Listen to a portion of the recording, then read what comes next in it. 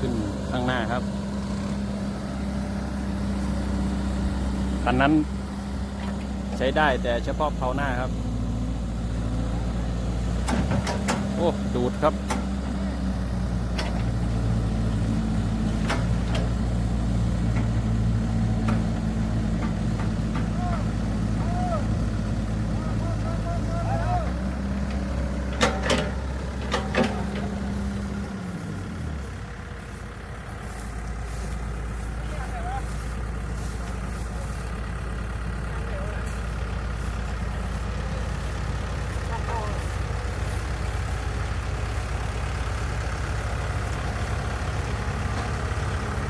วังหัวจุกเด้อล่ะ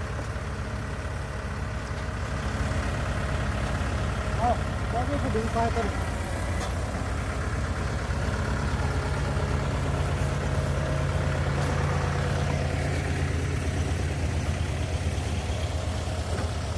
โอ้ยยังวะโอ้ยจำมับเลยบัดนี้เนี่ยจะให้ส่งกระส่งเนี่ยส่งจากของนี่ละ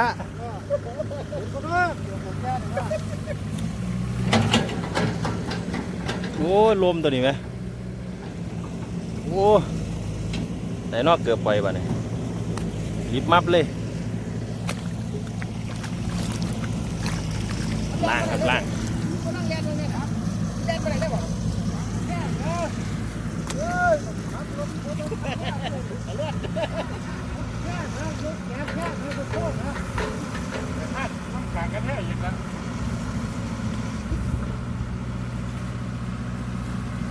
คือบ่ขวมมาให้พี่แล้วนี่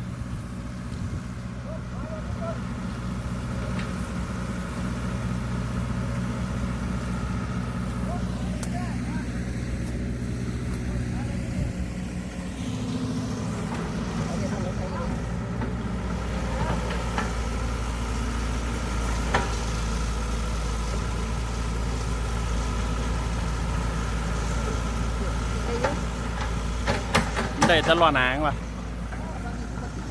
ฮะจะเกาติดฟังงานแบบฟังนี้ยังไงที่ปกติต้องเหยียบกันฟรีเหยียบกันฟรีบ้างดู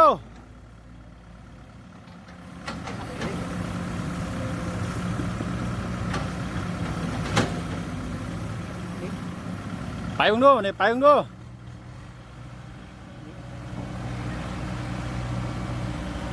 เป็นว่าหนาสิบ่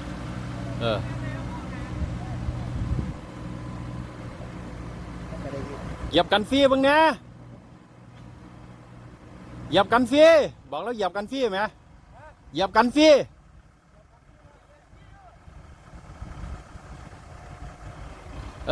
มันสิไป3 เผ่าเลยมันสิไป300สกันฟรีล้อหนึ่งมันสิใส่ได้เยอะมันสิใส่บ่ได้ตลอดนั่นเหยียบไปเลยละไปเลยไปเนี่ยไปเลยน้ำกลรถไมโครไปนั่น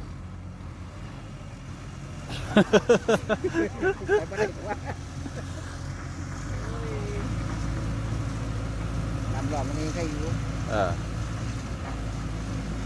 บืน3 ล้อเสียงเข้าขาดแค่นี้ขาดแค่มันเป็นลักษณะนี้กว่าเถอะว่าเอ้ยรุ่นนี้นะสาวสลิงกันวิ่นเหยียบสลิงซื้อขาดไปไหนไหมแต่M60ใส่ไม้ปลูกไม้ใส่วิ่นโอ้ยยังว่าเป็นอย่างเนาะมุนเลยบ่เขารายงานความเสียหายมาดูผู้ได้รับผิดชอบงานนี่เสียเตี้ย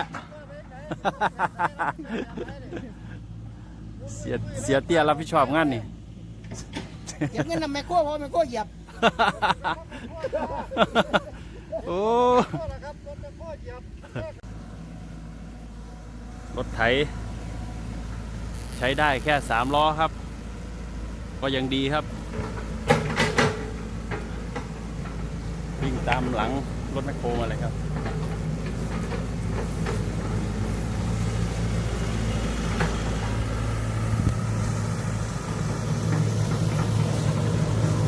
ได้แค่เผาหน้าครับกับล้อหลังอีกล้อหนึ่งยังใช้ได้ครับเหยียบกันฟรีเอาครับ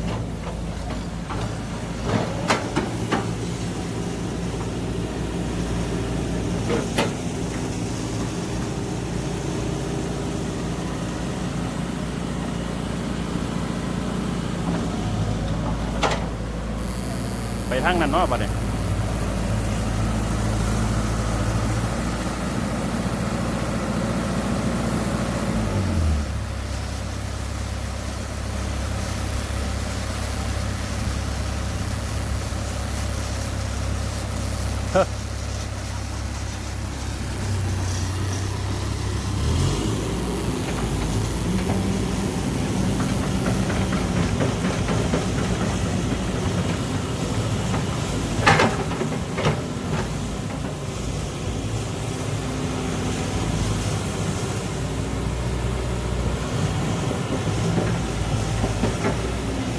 ก็มาเหยียบกันที่ไว้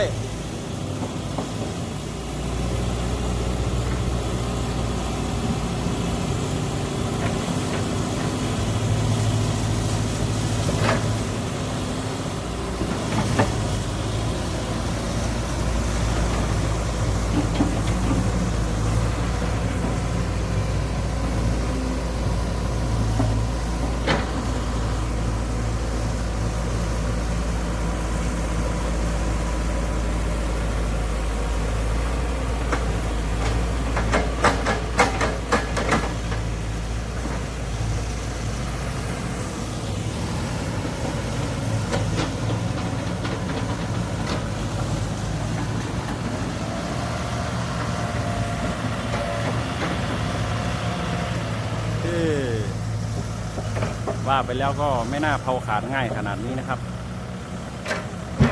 ขาดง่ายเกินไปครับ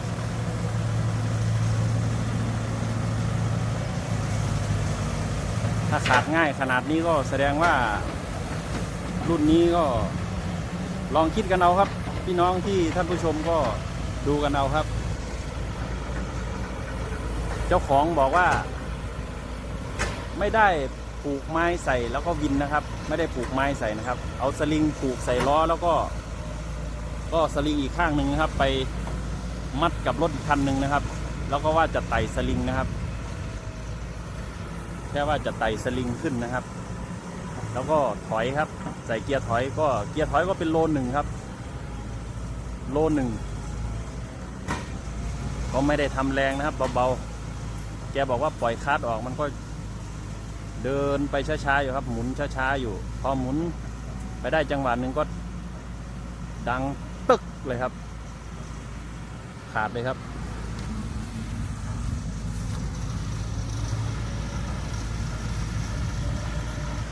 หรือว่าคิดอีกในหนึ่งก็มันก็ใกล้จะขาดอยู่แล้วก็เป็นไปได้ครับเพราะว่าได้ข่าวว่ารถคันนี้นี่ใช้งานกันหลายคนครับเป็นรถที่ใช้หลายมือครับคนขับหลายคนครับใช้ลุยครับงานลุยโอ้ขี่ลงน้ำเดี๋ยวเนี่ยเอา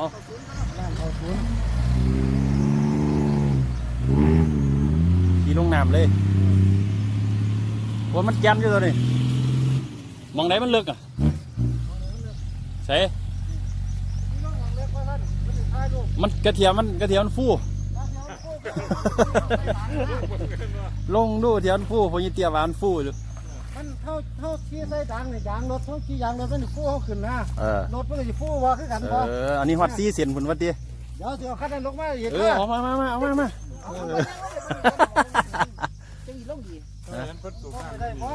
แต่ขนาดเท่าไปใส่ดังเขาขี้แค่เสียนเดียวนี่ฟูเนาะอันนี้ฮอตซีเสียนบุญเว้ยโอ้ยบ่ฟูกับเงินเหรอเว้ยที่เสียนนี้จมลูกเกี้ยครับขึ้นได้บนแล้วยังเบิ้งหรอบ่ตักสาดเอากระคู่ได้ไปตักสาดก่อนรอดึงเบิ้งบอกเข้าตรงบ่เข้าตรงพวกรอดเลยเผามันขันคือยัง60เนี่ยมันสิเป็นสันเข้าไปปุ๊บหรอมันเป็นเฟื่องจักรวาลอยู่หันเป็นวงแหวนอ้อมเป็นเฟื่องจักรวาลอ้อมอยู่หันพี่บู๊กันอยู่บ่ฮะบู๊กันอยู่ สิคือกันตัว มันจะอาจจะนี่อาจจะง่ายกว่าเข้า จากสีเงี้ยสีหน่อยกว่าละขันเงี้ยกว่าคือสิขาดง่ายแท้ เพราะว่ามันง่ายกว่า บัตร60นั่นป้าดมึงข่อยใส่คักอยู่ดิ เออ ตะกี้เนี่ยสมัยเฮ็ดอ้อยนี่เว้ยข้าบ่ได้มีแต่เอาท่อนไม้แล้วไว้ไปวิ่นก็ได้เอาเสียเตี้ยจะลอง ยังห้อยยับเกือบก็ได้ จะทดลองให้ดูครับเอากดไลค์กันด้วยครับกดไลค์กันด้วย โว้ย ผมดูข้าวมันล่มง่ายๆเนี่ย เอาสิลองเบิ้งครับเกี่ยวว่ายากแต่เนี่ย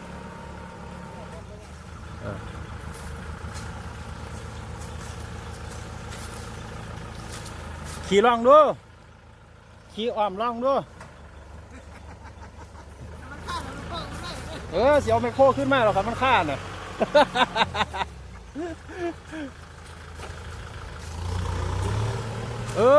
พูดเลย โอ้ฟู่อีหลีว่ารถเล่าไหมรถเล่ามาจมรถเล่าฟู่ หยาดดินเนาะ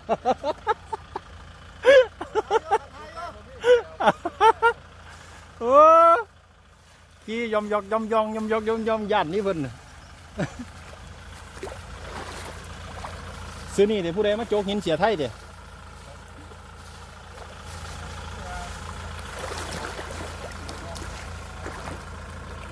เว้ยบเลิกได้ล่ะโอ้ยพ่อดีๆนี่ละพี่เตี้ยพ่อดีๆนี่ละนี่ไหมบเลิกได้พ่อล่างรอดีๆเนี่ย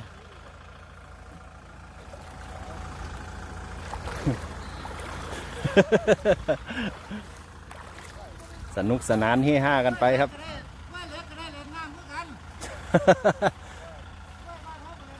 กล้วยเล็กก็ได้ล่างขึ้นกันวะกล้วยเล็กนอนน้ำครับกล้วยเล็กนอนน้ำเอาแลนมันบอลอนย้อนเด้อแลนซาปะนั่น ขึ้นได้กับเป็นแค่นึงเด้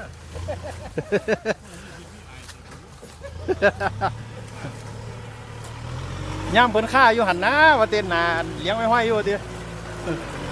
ขึ้นได้เราส่งแลนเกียร์เร็วๆมันฟงแห้งๆมันค่อยล่างออกดีพูดเราเว้ยไอ้น้ำมันฟงเนี่ย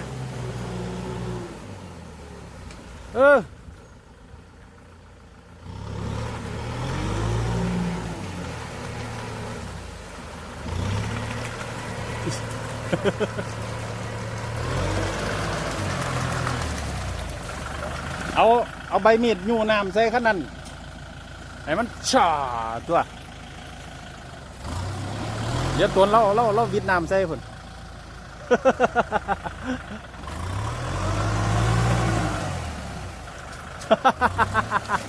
โอ้ยยิบใหญ่เลย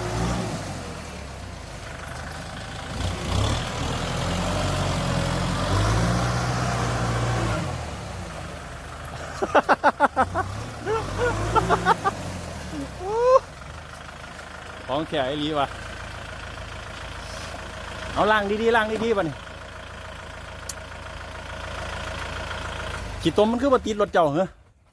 บ้านก็เจ้ามีตะล่างกล้วยอันนี้ล่างกล้วยเหล็กคือกัน คือกันล่ะ ฮะ เอาไปยังมึงดูมันบ่เลิกเด่นไหมพอดีดิเผยว่าดินกับแหงอันมันก็เป็นขี้หินพร้อมนี่หันอันเจ้าจุ่มลงปุ๊บมันก็สิเพียงเครื่องล้อนี่พอดีนี่ก็สิล่างง่าย มันถึงว่ามีผู้เดือน โอ้ยก็มันบ่รวมดอกขี้หินนะครับ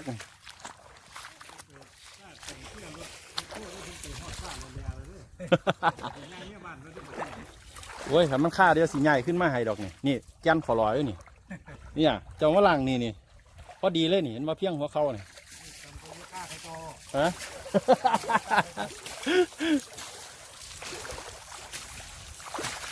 เอาล่างออกดีๆผู้สิถอดเบิ้ง มันกันที่หลุดหรือจังไดล่างไม่ดีมันคือบ่หมุน ที่ไปบ่มันหลุดพอดีออกแล้วมันไปคันเดียวแล้ว ถอดเบิ้งกับหูดอกให้สร้างเขามาถอดเบิ้ง สร้างศูนย์มาเลยสร้างศูนย์อย่าสร้างศูนย์ลื้อๆแล้วบ่เอา สร้างก้อนสร้างก้อนก่อนมันเลยซุ่มศูนย์เลย ต้องบอกสาเหตุให้คือเสียงก็เป็นเยอะเสียมันน่ะ สาดน้ำใส่คักหัวเทียนบอดเพราะฉะนั้นเสียเตียว มันจีวูบ มันสิวูบหัวเตี้ยนสิบอด หัวเทียนบอด มันไม่กล้วยล่างแล้วไปเลยล่างรถไถนะ อืม หน้าแล้วเด้หน้าไปท้ายมุนวุ้ยปุ้ย แล้วหรอว่ารถเจ้าล่างรถ บ่แล้วสูบยาอยู่ ฮะ สูบยาอยู่ เอากล้าตั้งหัวไปยี่กล้วย โอ้ยลืมเอาไมโครมาจอดนี่แล้วก็ตักน้ำใส่ปุงกี้ ล่างขั้นนั้นล่างขั้นนี้ ถิ่มใส่เอ้ย ล่างสาดดีดิ เท่ใส่รถ เราต้องไปอาบแต่ละคน เออ ทำมันเลิก กูกีนึงกูกีนึงก็ อาบ ซ้ แต่ละคนเอาขึ้นมาไว้ ง่ายมังไหม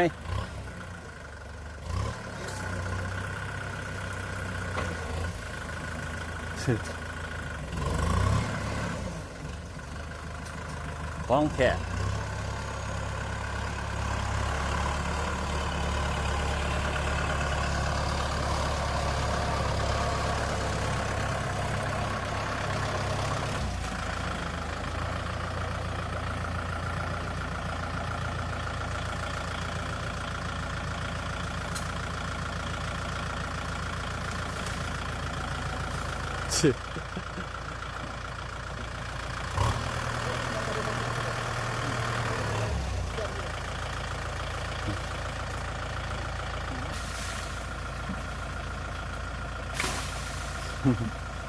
หัวเทียนบอดเด้อคือบ่ดับเคียงเลยเนี่ยเอาขึ้นมาปะเนี่ย โอ้ย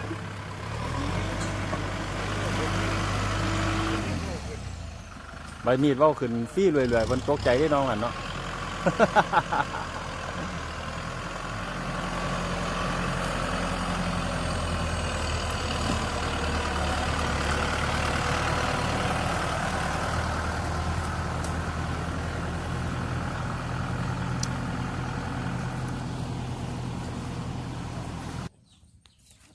เป็นตัดเอามาขายนี่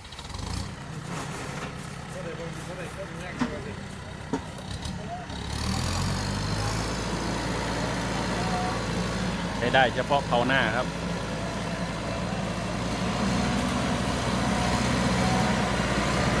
ถ้าปลดเขาหน้าออกก็คือ ไม่ไปเลยครับ ไม่เดินเลย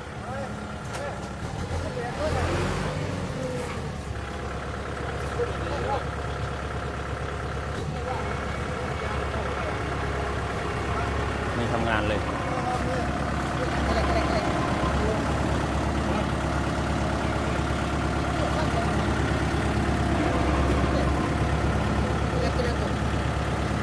เอาเข้าแล้วตัวครับเคลื่อนรอดนะครับโอ้ดักจะได้รถรุ่นนี้ครับเคลื่อนรอดนะ ำอะไร มันหมุนอยู่แต่มันหมุนตามรอบรถมันหมุนเด้มันอย่างนี้แต่ว่าเฟี้ยงบ่กัด กระแรง พ่อตรงอยู่วันพ่อตดด้วยเหรอน่าตรง มีระบบเดียวกันเบิดนะมาหนีปุ๊บมาหนีสิเป็นเฟื่องจักรวาลอยู่นี่เฟื่องจักรวาลอยู่นี่